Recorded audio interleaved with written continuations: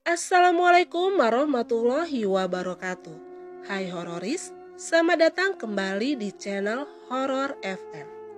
Untuk kisah kali ini, saya masih melanjutkan sebuah cerita yang ditulis oleh akun Facebook Digi dengan judul Putriku Semakin Kurus Setelah Menikah, bagian 5. Untuk kalian yang ingin membaca langsung ceritanya, bisa langsung kunjungi link yang saya sertakan di kolom deskripsi.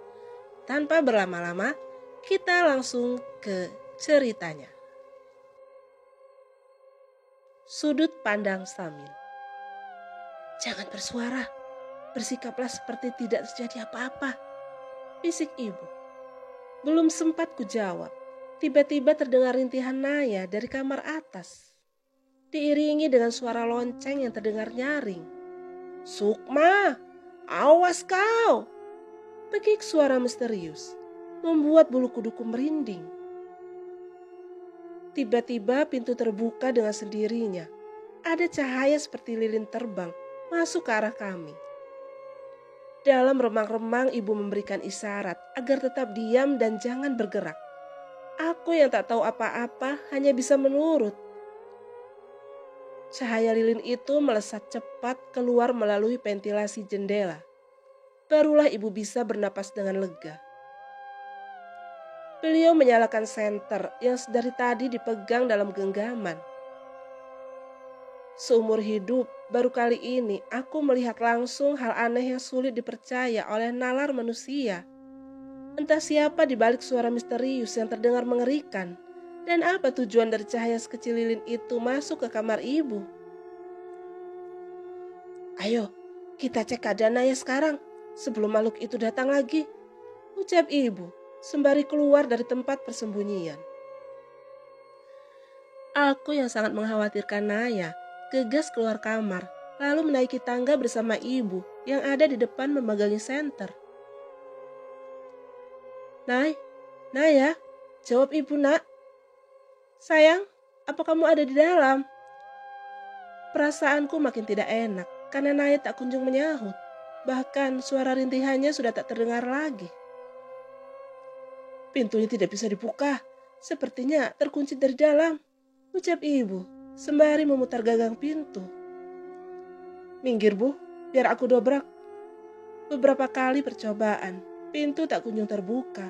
Alhamdulillah, percobaan yang keempat, barulah pintu bisa terbuka. Ibu langsung mengarahkan cahaya senter ke dalam kamar. Di lantai, baju dan celana berserakan tak beraturan. Keadaan kamar sudah seperti kapal pecah, sementara Naya terbaring di ranjang, matanya menatap kosong ke langit-langit. Sayang, jawab mas, kamu baik-baik saja kan? Beberapa kali kugoyangkan tubuh Naya, tapi tidak ada respon. Kucek deru nafasnya, terdengar normal. Itu tandanya Naya masih hidup. Bu, ayo kita bawa Naya ke rumah sakit, badannya dingin seperti es bu, ucapku panik. Samin, tenang. Bagaimana aku bisa tenang bu, kalau keadaan Naya seperti ini? Ayo bu, kita ke rumah sakit sekarang. Berapapun biayanya aku tidak peduli, yang penting Naya sembuh.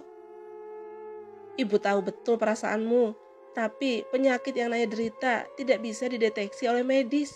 Jadi percuma kita bawa ke rumah sakit, jelas ibu. Terus kita harus bagaimana bu? Keadaan Naya sepertinya kritis. Percaya sama ibu, istrimu akan baik-baik saja. Sekarang lebih baik kamu sholat maghrib dulu. Ibu yang akan mengurus Naya dan beresin semua pakaian ini. Aku terpaksa menurut karena tidak ada pilihan lain. Waktu sholat maghrib hanya sebentar, kalau sampai terlewat sangat disayangkan.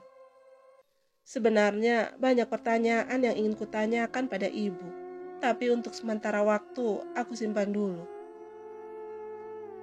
Akhirnya aku menjalankan sholat maghrib di rumah.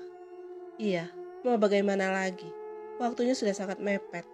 Selain itu, aku tak bisa meninggalkan rumah karena keadaan Naya belum membaik. Selesai sholat, aku baru ingat kalau sempat mengeluarkan motor. Karena takut diambil orang, aku keluar mengecek. Tapi motorku sudah tidak ada di halaman. Ketika aku kembali masuk, motor yang dimaksud sudah berada di tempatnya. Siapa yang memasukkan motor? Apa ibu? Ah, rasanya tidak mungkin, karena beliau sedang sibuk mengurus Naya di kamar atas. Aku kembali naik ke atas untuk melihat keadaan Naya. Saat berada di lorong, dari kamar sebelah tercium bau kemenyan berpadu dengan wangian yang sering dipakai untuk orang yang baru meninggal dunia. Jangan dibuka pintunya, larang ibu, saat aku hendak memutar gagang pintu. Apa yang sebenarnya terjadi, Bu? Tanyaku. Kamu tidak perlu tahu, biar ini menjadi urusan ibu. Yang terpenting sekarang jaga istrimu. Jangan biarkan pikirannya kosong, agar makhluk itu tidak bisa mengendalikan tubuhnya. Jawab ibu. Biar bagaimanapun aku harus tahu, Bu. Karena nyawa Naya sekarang terancam. Ibu terdiam menatapku lekat. Ada sesuatu yang coba beliau tutupi tergambar di wajahnya. Sebagai seorang anak, aku tahu betul ada sesuatu yang tak beres dari respon ibu. Atau jangan-jangan rumor yang selama ini beredar di masyarakat benar. Ibu melakukan pesugihan tuyul. Tuduhku.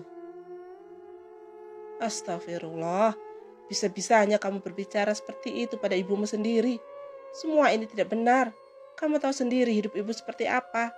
Meskipun mempunyai rumah sebesar ini, tapi ibu membangunnya dari uang halal. Bantahnya. Aku membuka pintu tanpa persetujuan dari ibu. Di dalam ada nampan yang berisi sesaji atau sajen dengan asap kemenyan yang memenuhi udara dan beberapa lilin berjejer. Ini apa, Bu? Bukannya ini perbuatan musyrik yang dibenci Tuhan? Jaga mulutmu.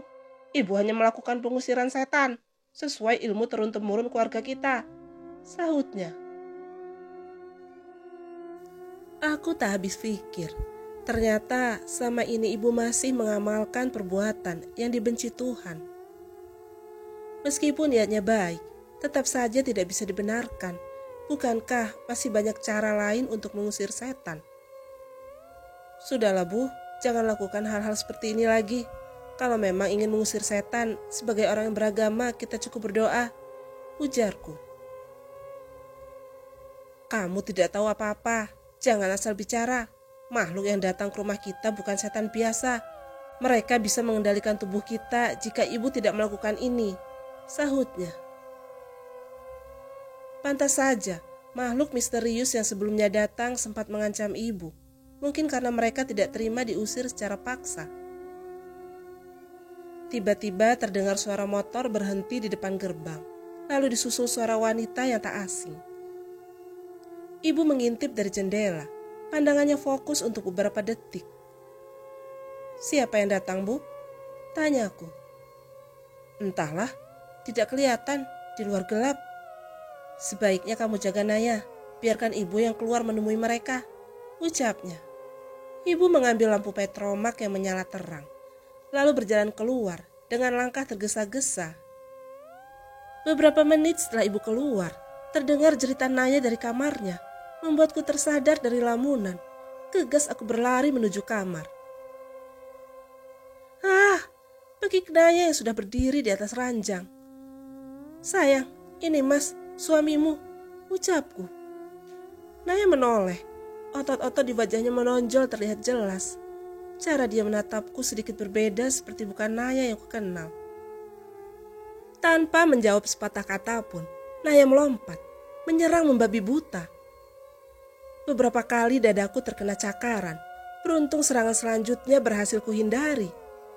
Aku berhasil mengatur nafas di pojokan setelah berhasil menghindar, sembari terus waspada.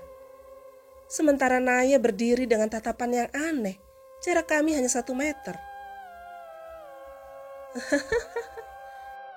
Naya tertawa pelan diiringi senyum mengerikan yang sulit kuartikan. Sayang, sadarlah, aku Samin, suamimu. Kau harus merasakan rasa sakit 1000 kali lipat.